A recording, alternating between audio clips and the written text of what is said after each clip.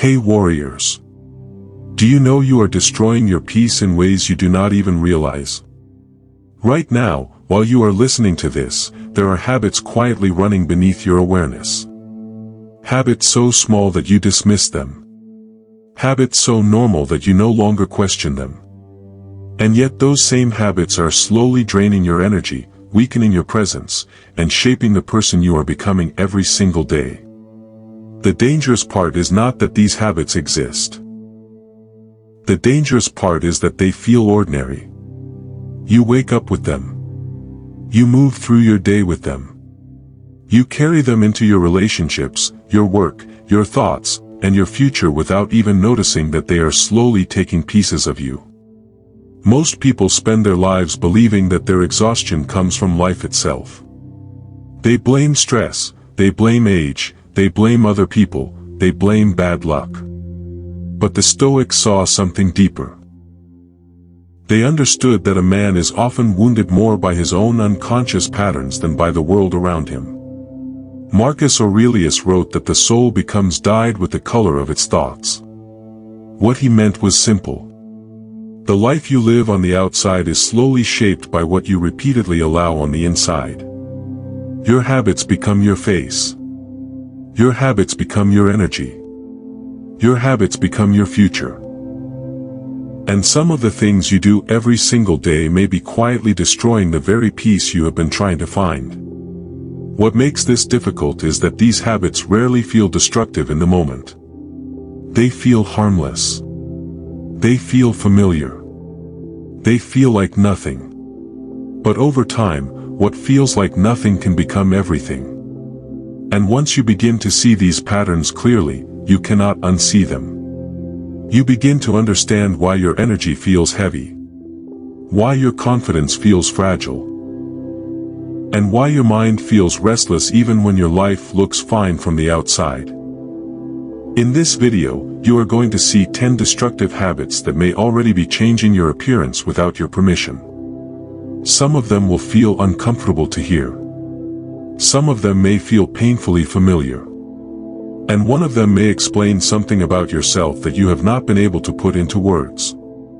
Stay with me until the end because the final habit is one almost nobody talks about, yet it silently changes the way your entire life feels. And if somewhere in this video you hear something that feels like it was speaking directly to you, then subscribe to Stoic Quiet Strength, because this channel is not for noise. It is for people who are ready to become impossible to shake. The first destructive habit is your posture.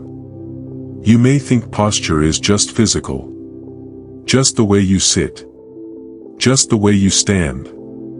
But your posture is not just a position. It is a message. And your body may be telling a story about you before you ever say a word. Right now, without even thinking, your shoulders may already be collapsing forward, your neck may be leaning down, your chest may be closing in. And if that has become your normal, then your body may already be showing signs of surrender before your mind even notices it. Most people never realize how much their body is speaking for them. The way you hold yourself tells your nervous system whether you are safe or threatened. Strong or defeated. Present or absent. Every day you move through life inside a body that is constantly communicating with your mind. And if your body is always folded inward, your mind begins to believe the same story. It begins to feel smaller, heavier, and less certain. This is why poor posture is not just changing how others see you. It is changing how you see yourself. You can have intelligence. You can have discipline. You can have ambition. But if your body constantly whispers defeat, eventually part of you begins to believe it. Seneca understood this when he said that the body should be treated more rigorously, so that it may not be disobedient to the mind. Because once the body falls into unconscious weakness, the mind often follows. And what starts as slumped shoulders can slowly become a slumped spirit. The frightening part is how invisible this habit becomes. You do not notice it while scrolling.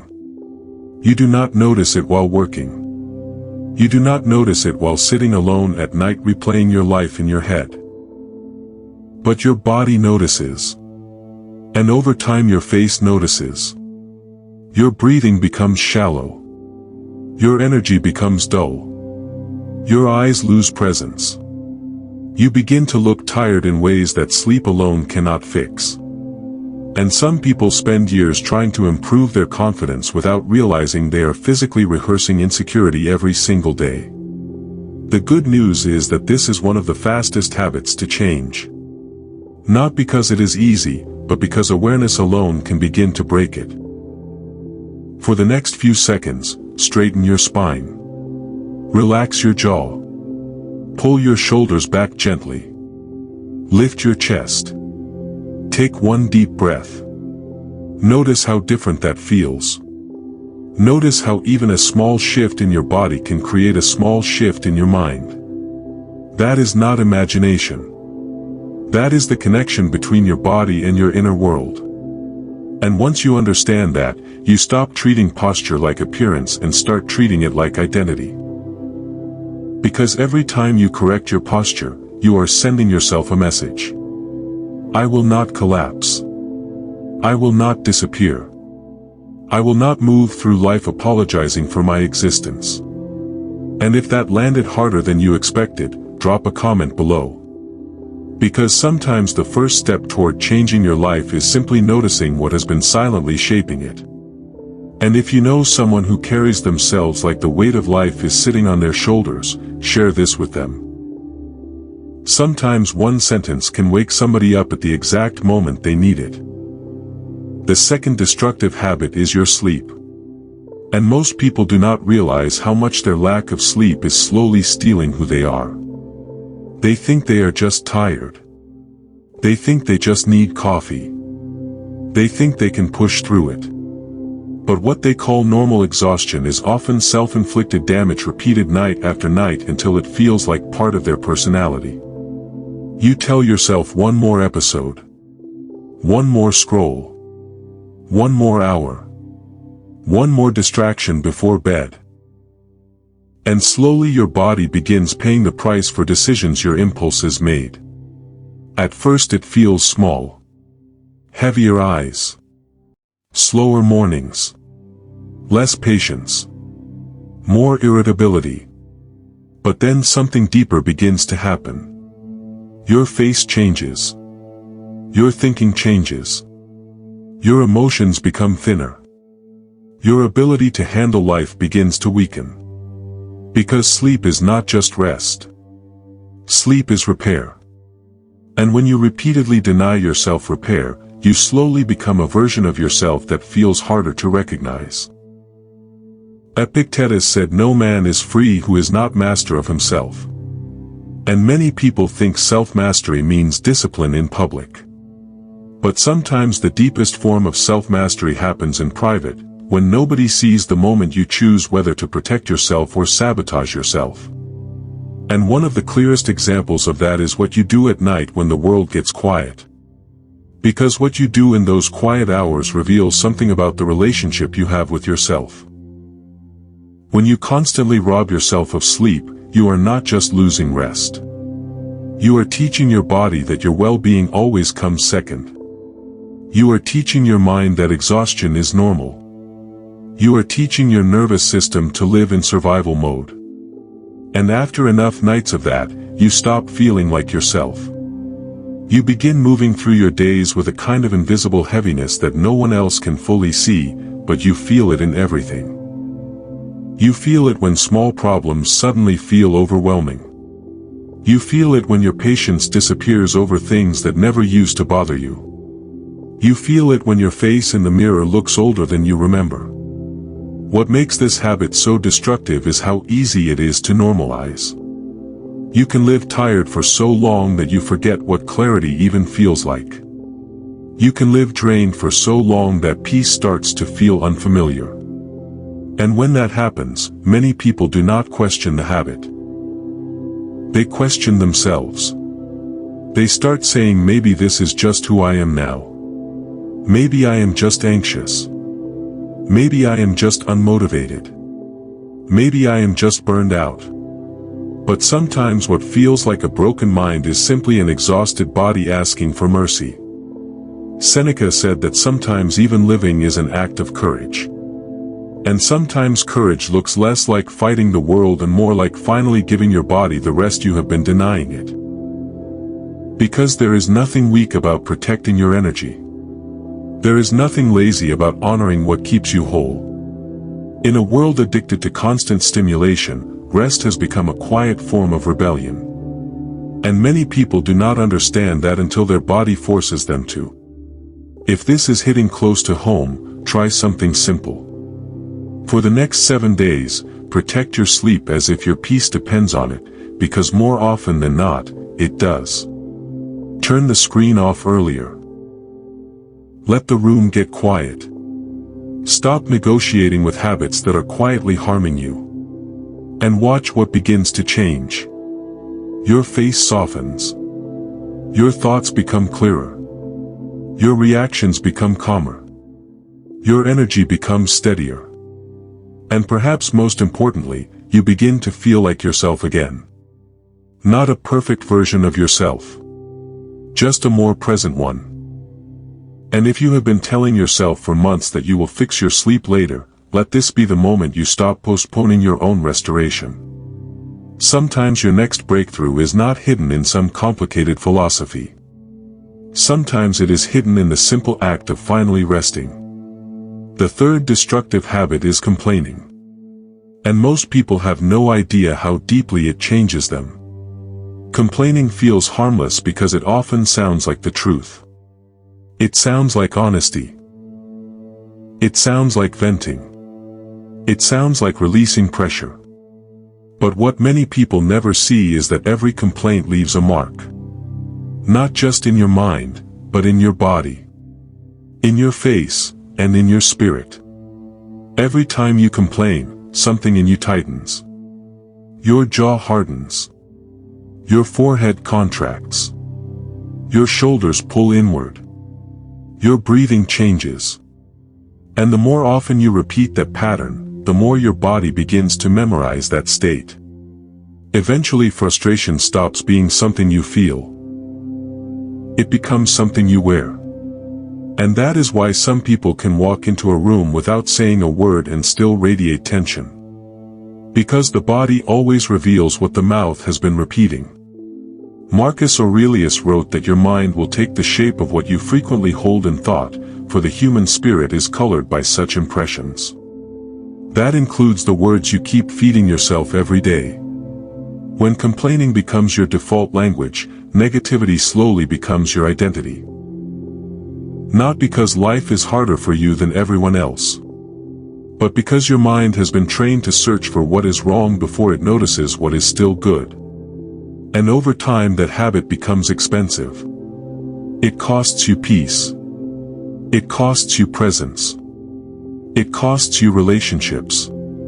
Because people can feel when someone carries constant resistance inside them. They may not always know why, but they can feel it. And even more importantly, you can feel it. Complaining may give temporary relief, but it quietly strengthens the very state you are trying to escape. It keeps your nervous system trapped in reaction. It teaches your mind to rehearse dissatisfaction. It convinces you that your suffering deserves to be repeated instead of released. The Stoics understood that life will always give you something uncomfortable. Something unfair. Something painful. But they also understood that not every discomfort deserves to live rent-free in your soul. Epictetus said it is not what happens to you, but how you react to it that matters. And that truth becomes painfully clear when you realize how often complaining is simply emotional rehearsal. You are reliving pain that has already happened. You are strengthening irritation that could have ended.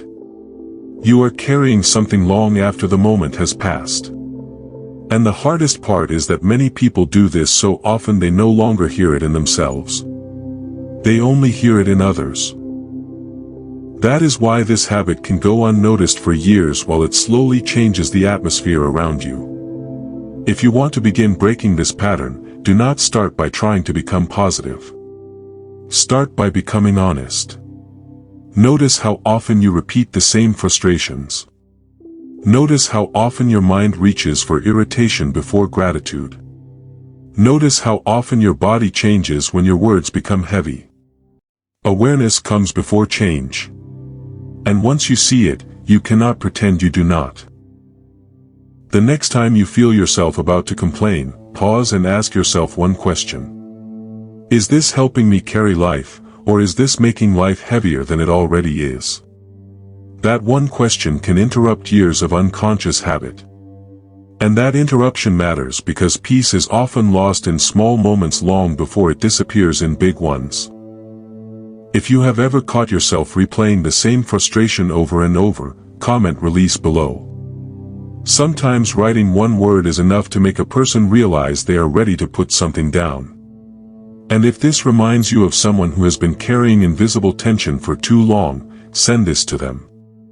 Not to judge them. Just to remind them they do not have to live trapped inside every thought they think.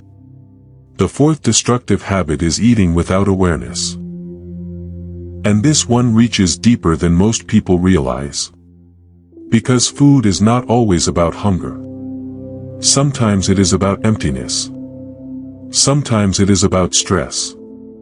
Sometimes it is about distraction. Sometimes it is about trying to fill something that has nothing to do with the body at all. Many people do not eat because they are hungry.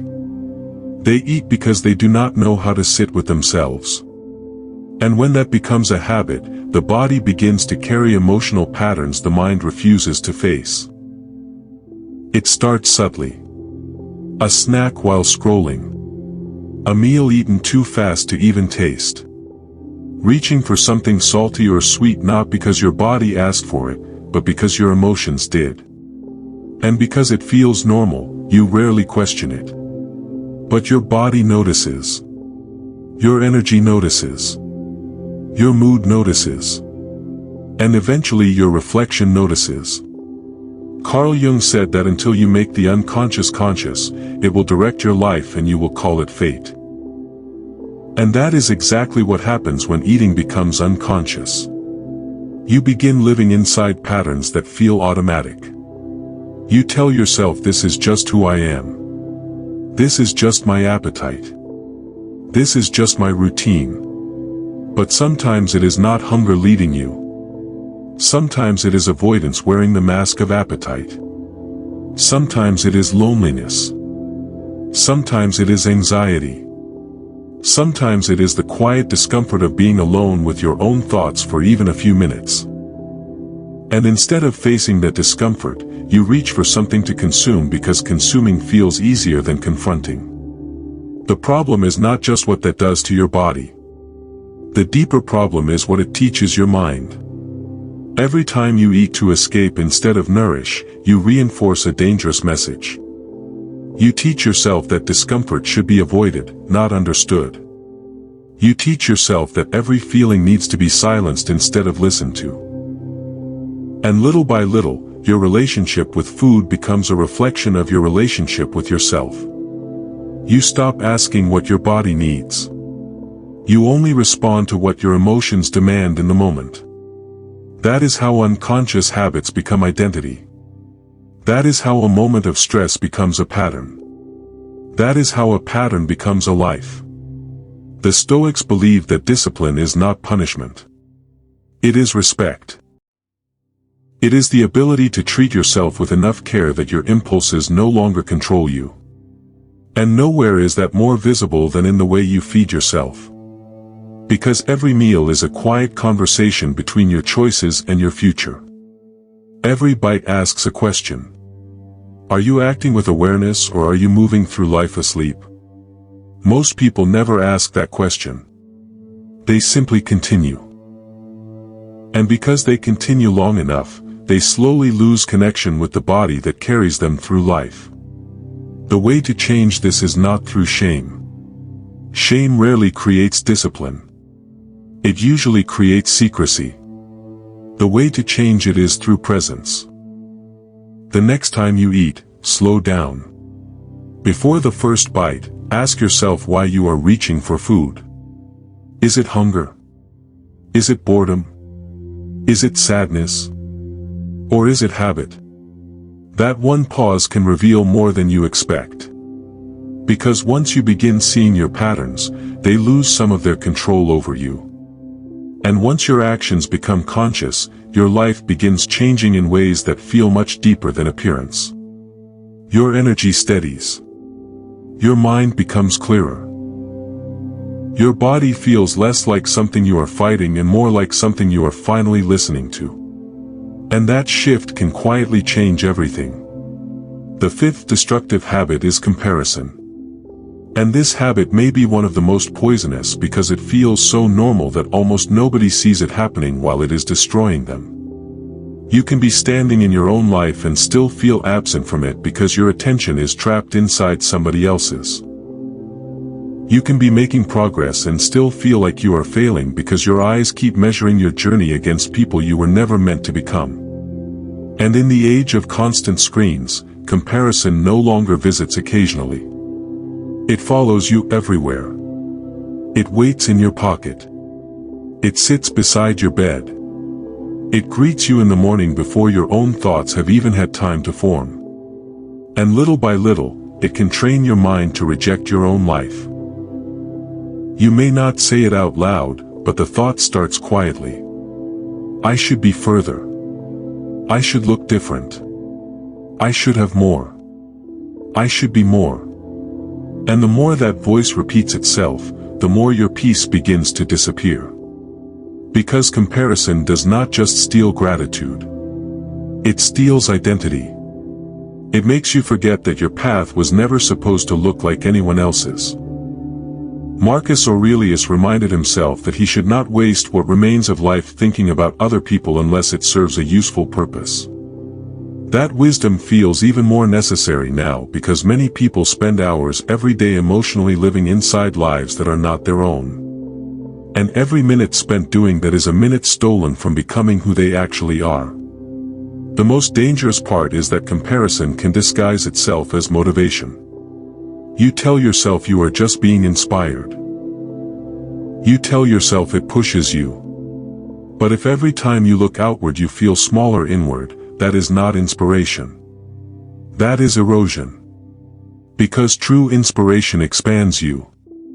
Comparison shrinks you. True inspiration gives you direction.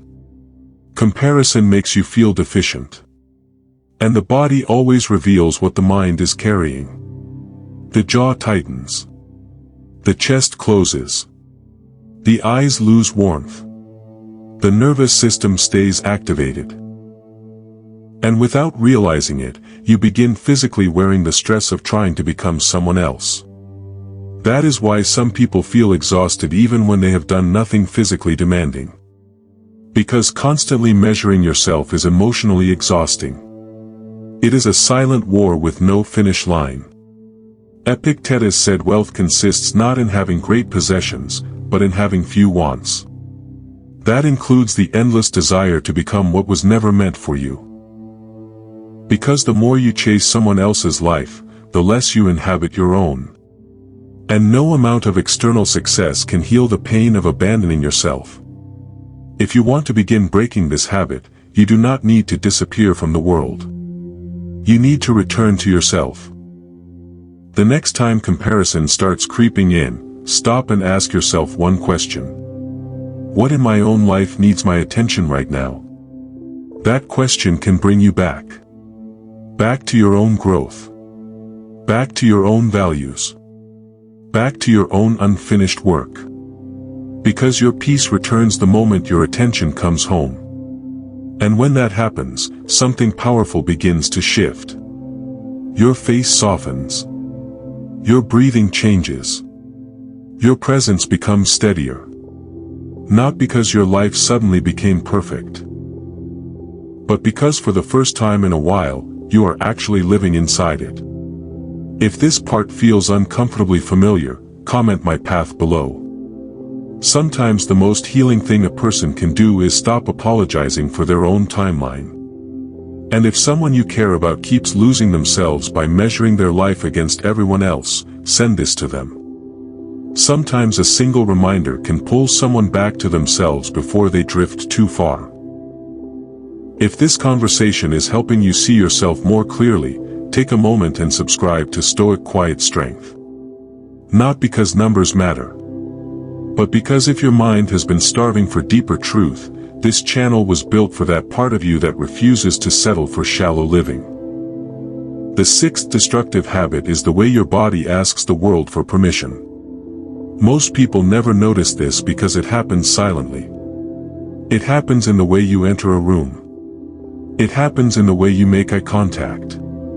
It happens in the way you sit, the way you speak, the way you physically shrink yourself without realizing it. Some people spend their whole lives asking for permission with their body before they ever open their mouth. Permission to be seen. Permission to speak. Permission to exist fully. And the painful part is that they often do not even know they are doing it. They think they are just being humble. They think they are just being polite. But sometimes what looks like humility is actually fear that has become physical. Fear of taking up space. Fear of being judged. Fear of being fully visible. And over time that fear becomes posture. It becomes movement. It becomes identity. You can see it in the person who lowers their eyes when they speak. The person who folds inward when attention turns toward them. The person who apologizes with their body even when they have done nothing wrong. And after years of repeating those patterns, the body begins to believe the message it keeps sending. I should stay small. I should stay quiet. I should not be too much. But the Stoics never taught people to disappear. They taught people to stand firm in who they are. They taught that dignity is not something the world gives you. It is something you decide to carry. Seneca wrote that the man who suffers before it is necessary suffers more than necessary. And many people suffer every single day because their body has learned to rehearse fear long before life asks anything of them. They walk into ordinary moments already shrinking, already retreating, already preparing to be dismissed. And when the body keeps repeating that pattern, the mind begins to build a life around it. Opportunities get missed because hesitation speaks first. Connections never deepen because discomfort takes control. Confidence never grows because the body keeps telling the nervous system that visibility is danger. The cruel part is that this often begins early. Sometimes long before adulthood. Sometimes from years of being ignored, criticized, interrupted, or made to feel like your presence needed to be earned. And when that happens enough times, the body can start moving through life as though it needs permission to exist. But one of the deepest forms of healing is learning that you do not need permission to be fully here. You do not need permission to stand tall. You do not need permission to hold eye contact. You do not need permission to speak with calm instead of apology. The body can become a prison, but it can also become a doorway. And often the doorway begins with awareness. The next time you walk into a room, notice yourself. Notice your shoulders, notice your chest, notice whether your body is entering the room or asking the room if it is allowed to enter. That single observation can change more than you think. Because when you begin carrying yourself differently, people respond differently. Not because you became someone else. Because you finally stopped hiding who you were. The change does not have to be dramatic. Sometimes it starts with something small. Holding eye contact 1 second longer. Speaking one sentence without rushing. Standing without folding inward. Breathing before reacting. These tiny acts seem insignificant, but they begin rewriting the story your body has been telling for years. And over time your body stops asking for permission. It starts expressing presence. The seventh destructive habit is anxiety leaking through your micro movements. Most people believe anxiety only lives in the mind. They think it is just thoughts, just worry, just overthinking. But anxiety rarely stays invisible. It escapes through the body in ways you barely notice. It shows up in the tapping foot, the restless hands, the nail biting, the constant adjusting, the jaw clenching, the shifting in your seat, the way your fingers keep searching for something to do because stillness suddenly feels unbearable. These small movements may seem harmless, but they are often your nervous system speaking out loud. They are the body's way of saying something inside does not feel safe. And when these movements become constant, they quietly shape how the world experiences you. Even more importantly, they shape how you experience yourself. Because every time your body acts anxious, it reinforces the feeling of anxiety inside you. It becomes a loop. The body feeds the mind. The mind feeds the body. And after enough repetition, unease starts feeling like your normal state. Carl Jung said that what you resist not only persists, but grows in size. And that is exactly what happens when anxiety is never acknowledged. Instead of facing it, many people unconsciously perform it. They live inside its physical language without ever slowing down enough to ask what the body is trying to say. Sometimes those restless movements are not weakness. Sometimes they are unspoken fear. Sometimes they are trapped emotion. Sometimes they are exhaustion that has gone unnoticed for too long. But whatever the source is, the pattern itself matters because the body keeps score of what the mind avoids. And over time even small anxious habits can begin changing your entire presence. You may look less grounded, less calm, less certain. Not because you are broken, but because your nervous system has been living in survival for so long that peace feels unfamiliar. The first step is not to judge yourself for it. The first step is to catch it. Notice the moment your hands become restless. Notice the moment your breathing shortens. Notice the moment your body starts searching for escape in a room that is actually safe. Awareness alone can interrupt the cycle. Because what is unconscious controls you. What becomes conscious can finally begin to change. The next time you catch yourself fidgeting, do something simple. Stop. Take one slow breath. Then another. Let your shoulders drop. Let your jaw soften. Let your hands rest. This may sound small, but these moments matter. Because every time you interrupt anxiety instead of obeying it, you remind your body that it does not have to live in constant alarm. And over time those moments begin to add up. Slowly your body becomes calmer. Your face softens. Your energy changes. And people can feel the difference before they can explain it. More importantly, you can feel it.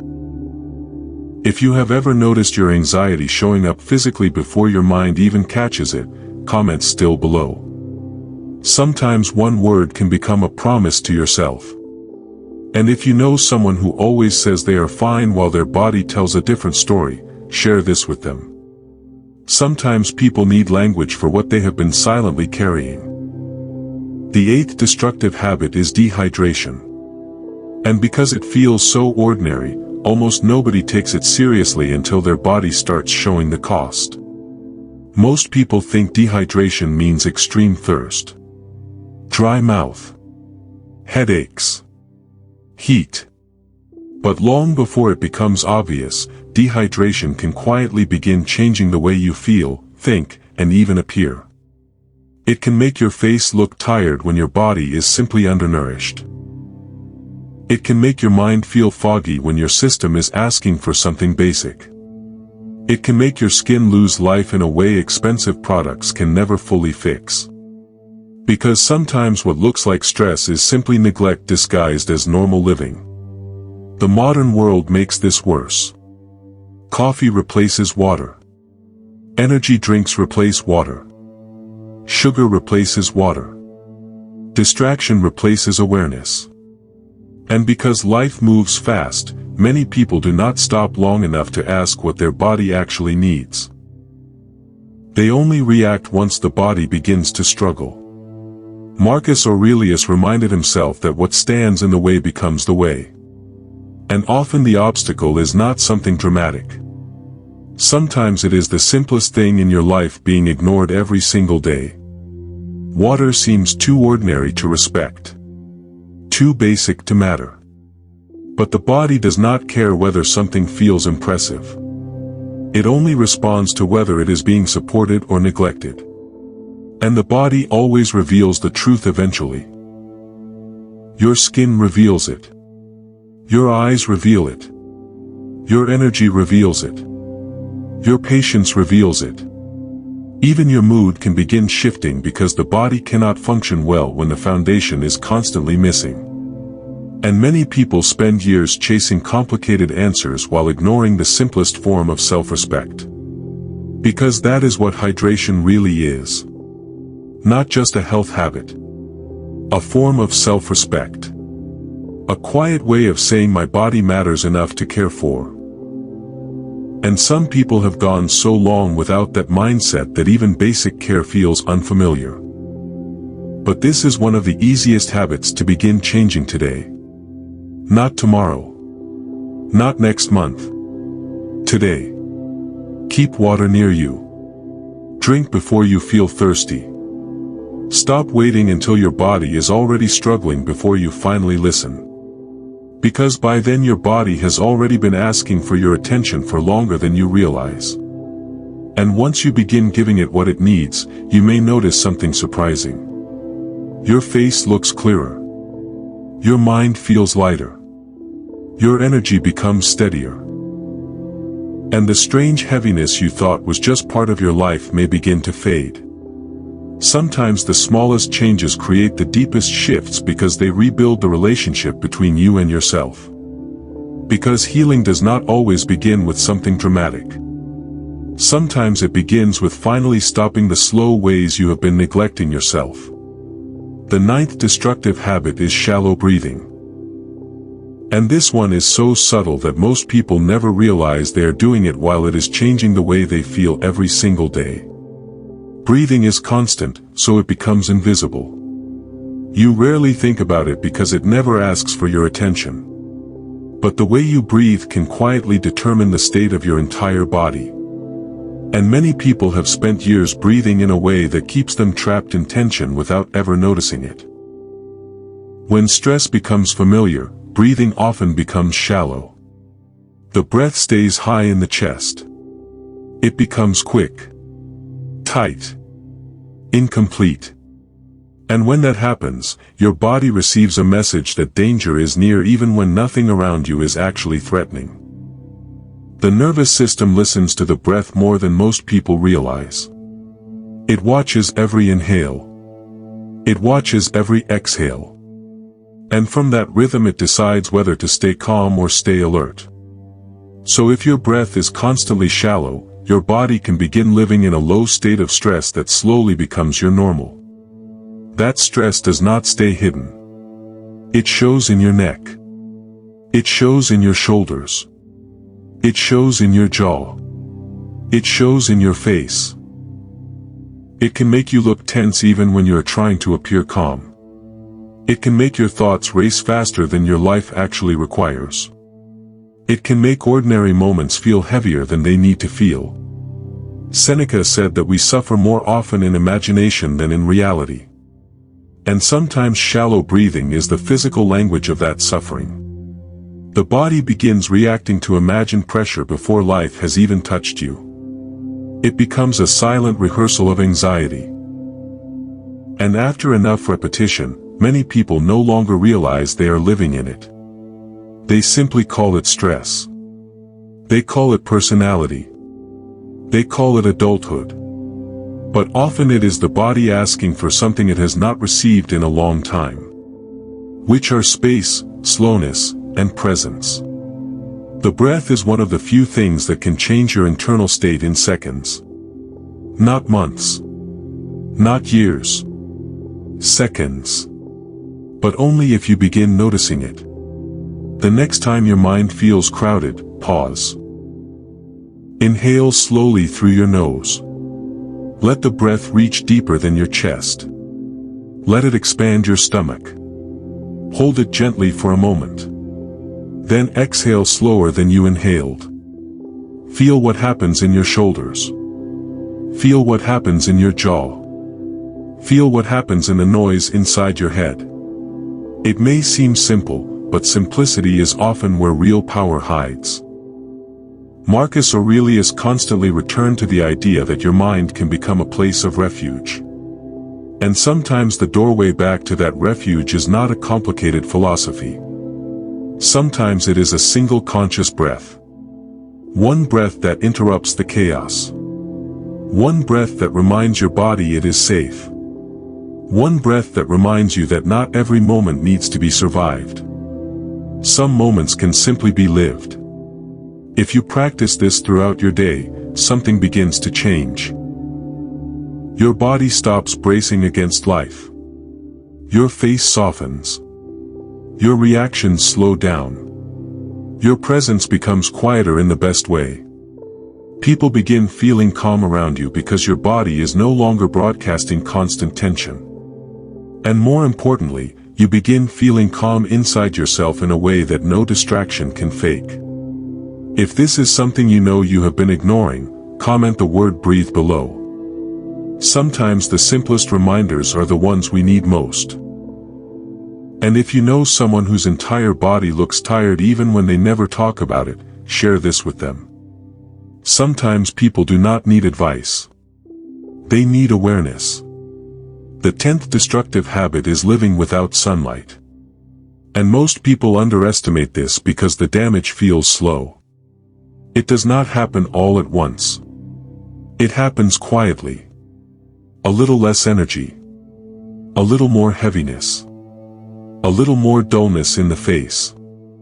A little less connection to yourself. Then one day you realize you have been living under artificial light so long that your body has forgotten what natural life feels like. The modern world has pulled many people away from the rhythms they were built for. You wake under a screen. You work under a screen. You rest under a screen. You think under artificial light. And without realizing it, your nervous system can begin feeling disconnected from the world it was designed to live in. Sunlight is not just about appearance. It is regulation. It is balance. It is biology. It helps your body remember when to wake. When to rest. When to repair. When to feel alive. And when that connection disappears, something inside you can slowly begin dimming. Not just physically, but emotionally, mentally, and spiritually. Epictetus taught that nature gave us all things for a reason, and part of wisdom is learning to live in accordance with that nature. Yet many people spend their lives cut off from the simplest forms of restoration. They chase complicated solutions for exhaustion while ignoring the basic things the body has been asking for all along. Fresh air, light, stillness, space. The kind of things money cannot improve if they are constantly absent. And because this habit feels ordinary, people rarely question it. They just keep going. They call the heaviness stress. They call the flatness burnout. They call the emptiness adulthood. But sometimes your body is not asking for another strategy. Sometimes it is simply asking you to step outside. To stand in natural light for a few minutes. To let your eyes see distance instead of constant screens. To let your nervous system remember that life exists beyond walls. That may sound almost too simple. But often the deepest healing feels simple because the body already knows what it needs. It has just been waiting for you to listen. Try this. For the next few days, step outside in the morning. No phone. No scrolling. No noise. Just light. Just breath. Just a few quiet minutes where nothing is being demanded from you. And pay attention to what changes. You may notice your mind feels clearer. Your body feels lighter. Your mood feels steadier. Your face looks more alive. Not because sunlight solves everything, but because sometimes the body begins recovering the moment it feels reconnected to what is real. And that brings us to something deeper than all 10 habits. None of these habits seem dangerous on their own. That is why they are so easy to ignore. One bad night. One shallow breath. One restless movement. One more complaint. One more day of neglect. None of it feels serious in the moment. But life is rarely changed by one dramatic decision. Life is usually changed by what you repeat when nobody is paying attention. That is what the Stoics understood. Character is not built in the rare moments. It is built in the ordinary ones. It is built in the private choices that slowly become your life. The way you sit. The way you breathe. The way you think. The way you care for your body. The way you speak to yourself when nobody else can hear. Those small moments may look insignificant, but they are quietly deciding who you are becoming. And the truth is difficult. Some of the suffering you feel may not be coming from the world. Some of it may be coming from habits that have been living inside you for years without being questioned. But that truth is not meant to discourage you. It is meant to free you. Because once you can see what is harming you, you no longer have to keep living inside it. You can change. Not all at once. Not perfectly. But intentionally. One choice at a time. One habit at a time. One day at a time. And that is how peace is rebuilt. Quietly. Deliberately. From the inside out. If one of these habits felt like it was describing you, comment which one hit you the hardest. Sometimes naming something is the first step to taking its power away.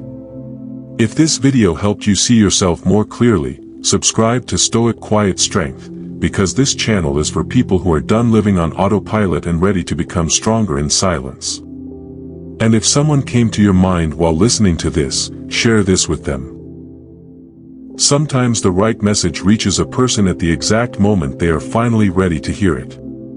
And if you want to go deeper into this journey, the playlist waiting in the description was made for exactly that next step.